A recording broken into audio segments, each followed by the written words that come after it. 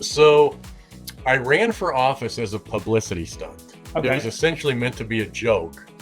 And my campaign slogan was "Put a real joker in office." Because I'm like, who would vote for this person? Yeah. True story, Mike. 80% of the town. What's that say about the other guy? Yeah. Well, that's the wild part. The guy I beat had been mayor there for like 24 years or something. Wow. And yeah, I remember the night the night I was sworn in. It's small town, so essentially he literally hands me the keys to the city. It's like all the keys to the park buildings and the water buildings. Yeah. He's like, here you go. And he literally passes me the keys, and I was like, I'm so sorry. Hello. Welcome to another episode of Adeptus on Air. I am again your host, Mike Hoffman, and today I am joined by Jeremy Nunes. Jeremy, how you doing? Hey, Mike, how's it going, buddy? Appreciate you coming on. Well, thanks for having me, man. This is great. So just to give a little bio, often referred to as comedy's next great storyteller, Jeremy's unique show has been in demand for over 22 years. Jeremy's dry bar comedy special, Neighborhood Sasquatch, is one of the most highest rated episodes on the platform. Nunes also released an Amazon Prime special titled Who's With Me? And I went to watch it today, and it was for $2.99, so I am going to watch that over the weekend. He has appeared in The Layover, The Breakup, Last Comic Standing, Final Witness, 2 PBS miniseries, Comcast On Demand, a National Geographic special, and has been heard on ESPN Radio.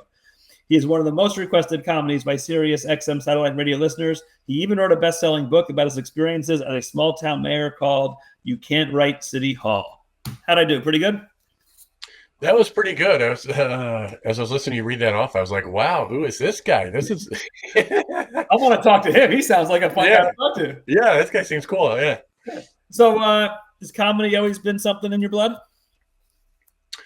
It's one of those things I'd always wanted to do it. It was sort of a matter of having the nerve to finally do it. So I got started. So I grew up in a small town, and as is the case in most small towns, the family business is sort of passed down from father to son and then to his son. So my family, for real, owns the trailer park of the town. Oh, okay.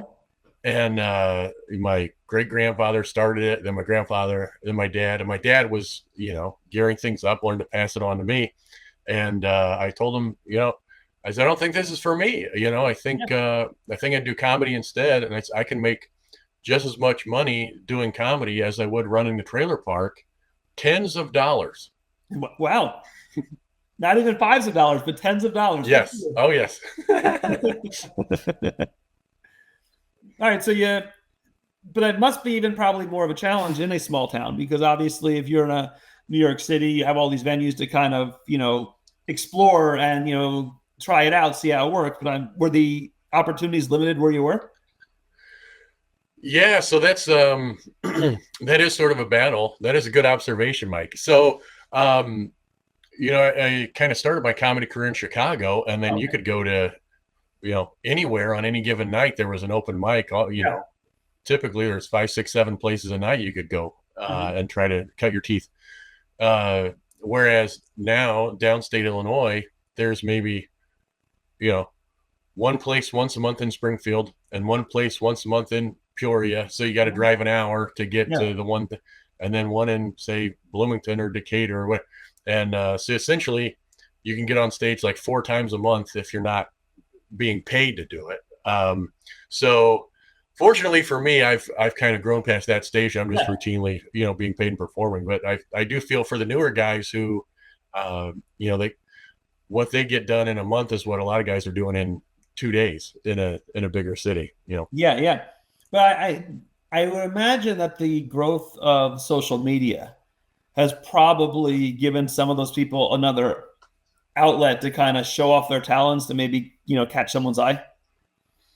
Sure. That's opened the door a lot. So, especially sort of the LA guys, it used to be you had to move to LA, you had to, knock on the doors, get rejected over and over and over. Now you don't necessarily have to move to be recognized or noticed. You have one viral video, like sort of the dry bar stuff. How many guys have blown up because their dry bar videos blew up? Mine hasn't blown up as much as some people, but the ones that did, I mean, they went from barely getting by to to comfortable living just because one video clip blew up. Yeah. So when you made the comment, you're kind of, you're obviously past the point of kind of working for free.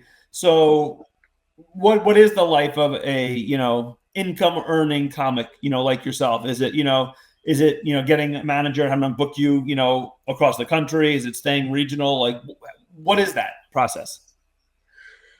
So it's a little bit different for everybody. I think to be doing it for a living, you definitely have to have some people helping you. Yeah. So for me, I've got a handful of people that are booking shows on my behalf. I've got one agency that probably does maybe 50% of my booking, and then I would say probably about 30% I get on my own just from grinding, emails and mailers and phone calls and whatever else to just try to get it done, and then 20% sort of the hodgepodge agencies, and that gets me to 100, but maybe a little bit more for sort of backdoor deals from when I was mayor. I'll say, Yeah. Yeah. I give them free garbage removal in exchange for a paid show somewhere or something. There you go. We're going to talk about that. Actually, I think it's absolutely fascinating what you did. So describe your comedy, because obviously people have a different approach. What is yours? What do you kind of focus on? I think for me, I largely I like to tell stories, so I talk a lot about the mayor stuff. I tell stories about my family, and then I do like to, in comedy, as we say, walk the high wire. So just kind of like work the audience and kind of Crowd work. sort of do the live interaction with the front row and just see how it goes. Some guys it doesn't go well. Yeah. Some guys it goes well, and then the secret for everybody is all those crowd clips you see online that everything went awesome. Well, there were probably 5 other interactions that didn't go awesome, but nobody gets You to see a those. lot of those now because there's several comedians now who kind of have made their name in the past few years from crowd work.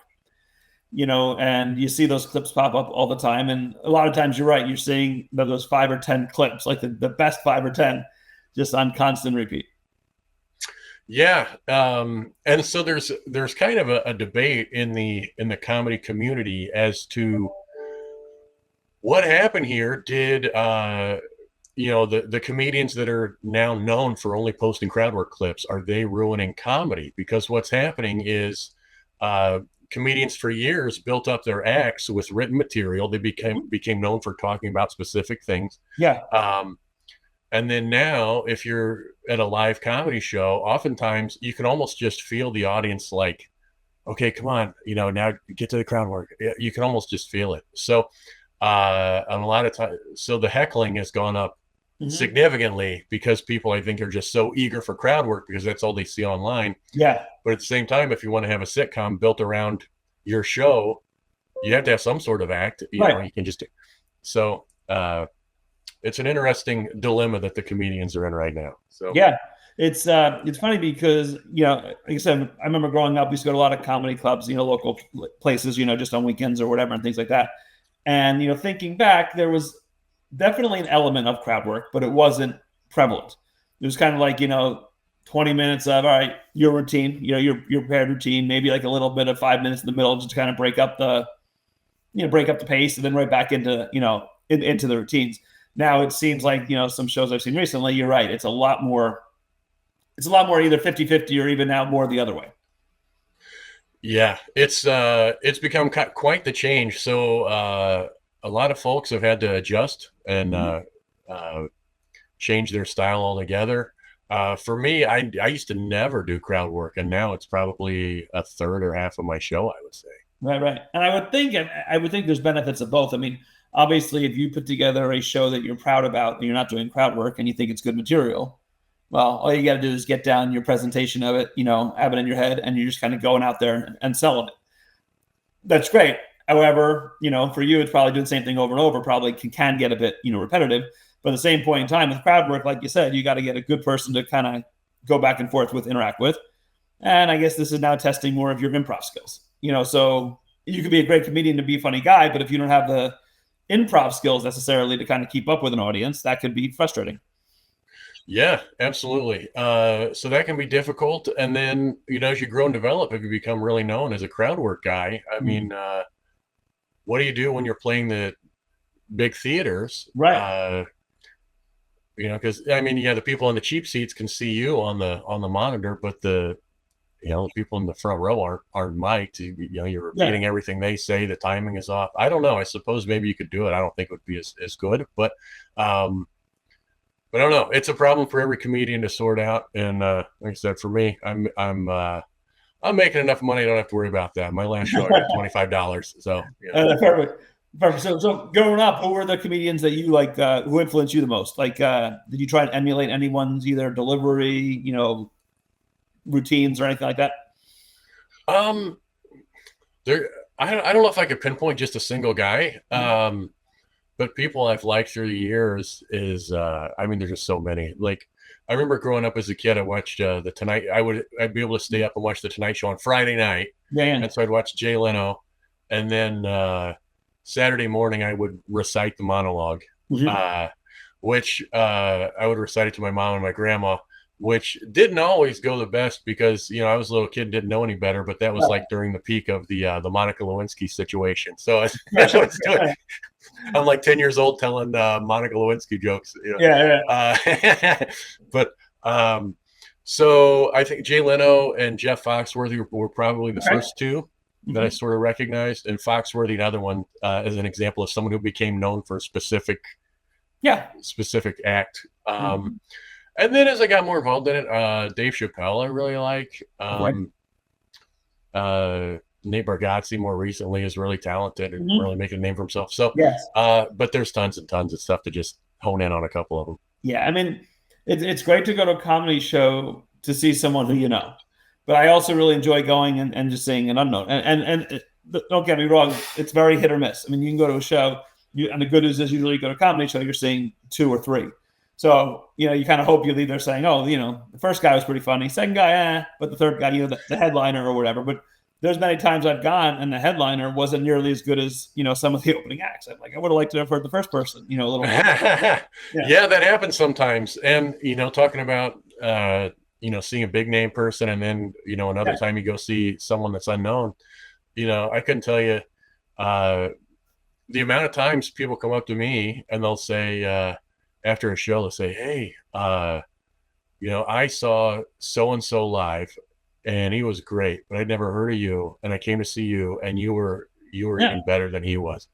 And then other people will come to my show and walk out in 5 minutes. Right. Yeah.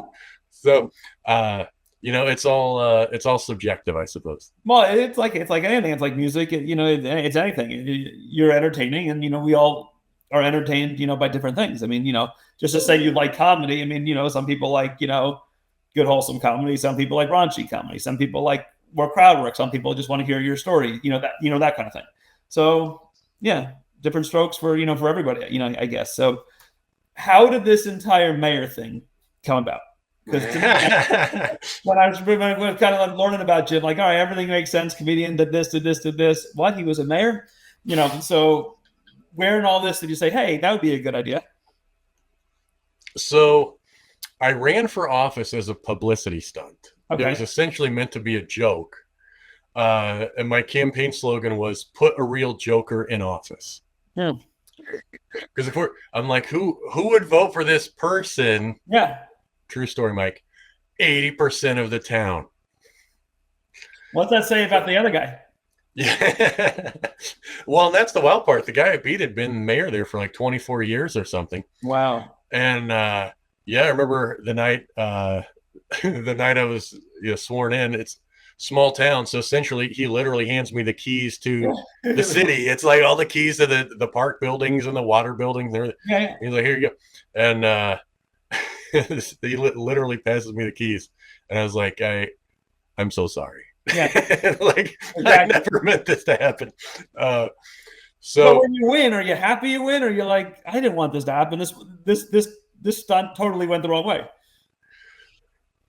I don't know if I could say I was happy or sad. It was more of a well, that happened, I guess. So what do I do with these keys? Yeah.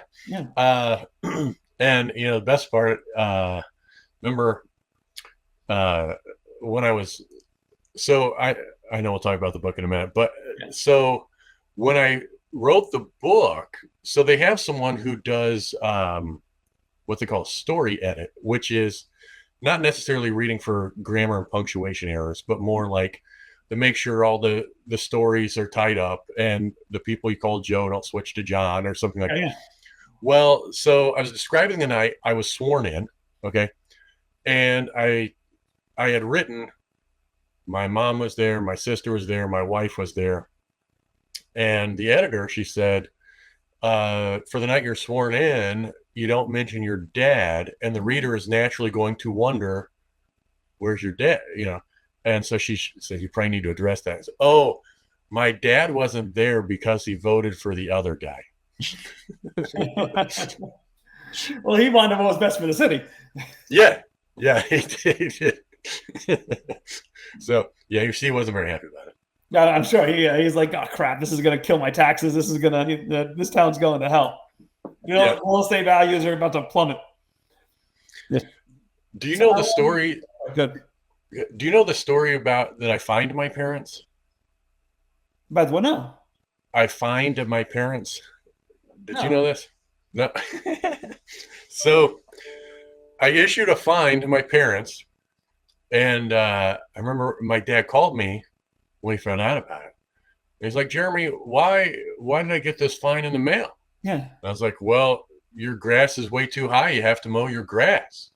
He goes, Jeremy, you mow our grass. I was like, well, you should have called me sooner. Yeah. That's pretty. So it was that kind of town where you're kind of doing that kind of stuff as well. So it really is a small town, because that's obviously something we would never, in my town, which is probably 40, 50,000 people, that kind of thing never happen. Yeah, my town's small enough. You've heard of towns that have one stoplight. Yeah, it's one of those. We don't have any. We had one, but somebody stole it. But how many? So is this the kind of town, all kidding aside, where you kind of know everybody? Oh yeah, very much. So sort of the situation when you're a kid and you get yourself into trouble on one side of the town. By the time you get home, your mom is already aware of what has happened. And a difficult part is, as being mayor, is in a small town, by default you have to wear the hat of all these different titles. So it's like the liquor commissioner and the health inspector and the building inspector. We don't have police, so in a small town, if you don't have a police force, the mayor by default is the chief of police. Right. So when a town doesn't have police, not to be funny, I guess you use the police of another local jurisdiction. So there are intergovernmental agreements in place that other police can respond if it's like a life-threatening situation.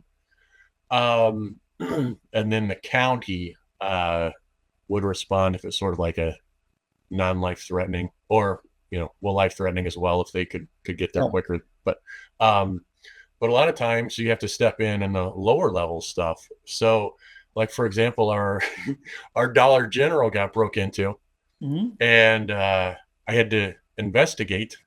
So 3 years later now, still unsolved.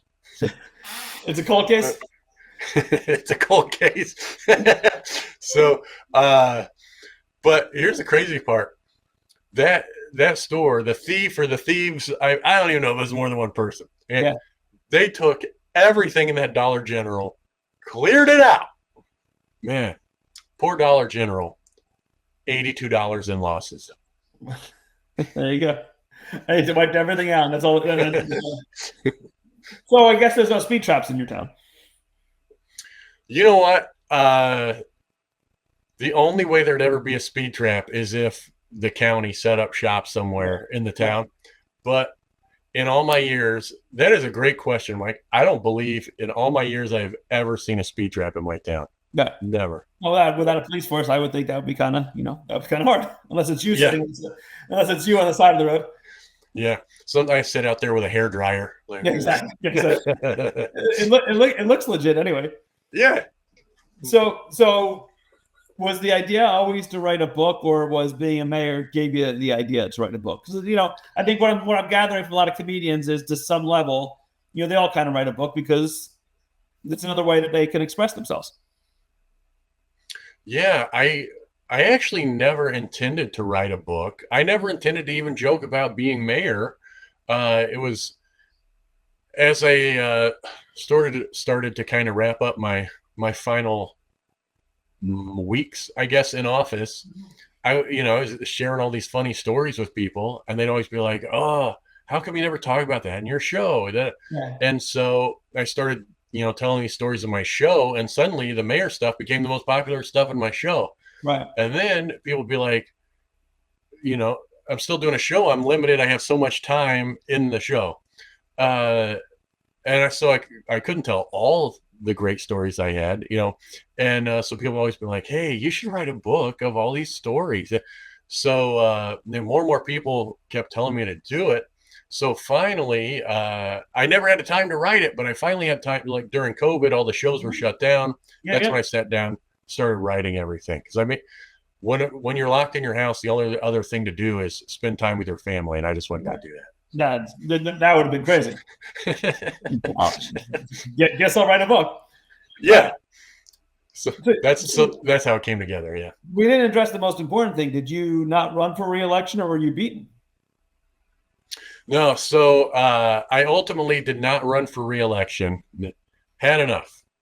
Uh, probably the most frustrating thing to deal with is small town folks that don't want to change. So a lot of times you bring different ideas. They're stuck. And so that was probably one of the bigger frustrations. Like for example, I every year our town the all town garage sale, third Saturday of September. Well, I suggested with some reasoning why we should change it to the fourth Saturday. Mm-hmm. They tried to impeach me. Yeah, that was it. So these ideas are too radical for us. Yeah. So they had now in my town the ordinance is to remove the mayor takes a 6-0 unanimous vote of the board. It was 5-1. Had a guy named Ed held out, and he told me he would never let anything happen to me. He would not let me be impeached as long as I did not review the camera footage from the Dollar General. That's interesting, but they still haven't put those pieces together yet. But I'm sure at some point. But another Ed is walking around looking $82 richer, by the way. Yes. In my town, if you suddenly inherit got hold of $82 extra, everybody would be aware. It was like, that guy got a new pair of jeans. Look at there. How'd you get that money? Very interesting. Walking around with 2 packs of gum in his pocket, something's up there. Yeah. But so, another difficult thing, you have to, deal with a lot of the complainers and people like this true story. It's in the book. We had a family that ran like a asphalt sort of driveway paving, parking lot paving business. And they just set up shop out of their house. So they're, running the trucks and the mixings and, all the construction equipment, everything, all in and out of town, tearing up the roads. They were dumping the asphalt and the chemicals and everything just in the side of the yard. Yeah. Well, who's the chief of police? Who's the health inspector? So guess who has to go address it directly, Yeah. And it led to a pretty big deal. At one point, they tried to burn my house down. They had set me up. I went over there and they were actually getting ready. The guy pulled a gun on me, and luckily fire department came around the corner right when the guy pulled the gun on me. And so, I could have been probably the first time ever the only mayor of a town of 500 who was assassinated. Yeah. So, there wouldn't have been that many suspects. It would have been probably. The problem is you were the only one to investigate it. So I was the chief of police. So it's actually the perfect crime. So, how does a comic from a small town, all that kind of stuff, end up with an Amazon special? Because obviously, I think to myself, wow, you get an Amazon special, something took a very positive turn. Yeah. So that was something sort of a lifelong career goal, and we started piecing everything together to film it. And what a lot of people don't realize is you have to front the money up front to film your own special and then hope that some platform purchases it. Right. So, um, so for me, put everything together. My wife's like, "What are we going to do? We've got thousands and thousands of dollars invested in this. What if nobody buys it?" I'm like, Yeah, "Well, well, that's fair. it's gonna be one more expensive video that's sitting on our Yeah. shelf right next to the wedding video." I Yeah, guess we got to find another Dollar Tree to hit up. Yeah. that's right. So, but ultimately, we had Amazon was interested, and so we were able to sort it out. And then, fortunately enough, they only buy the video rights, so I still had the audio. So I was still able to work with 800 Pound Gorilla Records, which is a big comedy album Mhm. group, and they were able to piece it together and sort of just release a comedy album using the same recording. So sort of two birds with Oh, one good. stone there. Good, good. And has the response on the has been positive on the show? Yeah. So if you look at the reviews, Mhm. it's all great reviews except for one. And I can tell Well, you, I'm sorry even about that. yeah, that It was a bad night when I watched it. the interview is over. So I was doing a show a handful of years ago, and this guy is just the worst kind of heckler. Mhm. And so I just keep dealing with him and dealing with him. And I really got the best of him to the point that he ultimately walked out. He wasn't even kicked out, he walked out. And he kept saying, "What's that guy's name? What's that guy's name?" Uh, and so, sure enough, about an hour after the show, I get an alert that I have a new review on my Amazon special. And it was him. Now, the funny part about that, though, is he gave me a 1-star review, but he actually helped me because once you hit, I believe it's 40 reviews, he was the 40th review. So once you hit 40 reviews, if you have an average score of 4.5 stars, Amazon starts promoting your special. So he put me over the top to get promotion. So Maybe pissed off if he knew that. yes.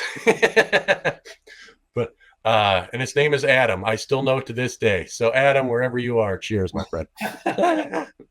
Yeah. So if someone asks you 20 years from now, who was the one person in your life that really influenced your career? It's Adam. It's Adam. It sure is. I mean, I don't know who else it would be. So what are we professionally? What are our goals for the next, 3 to 5?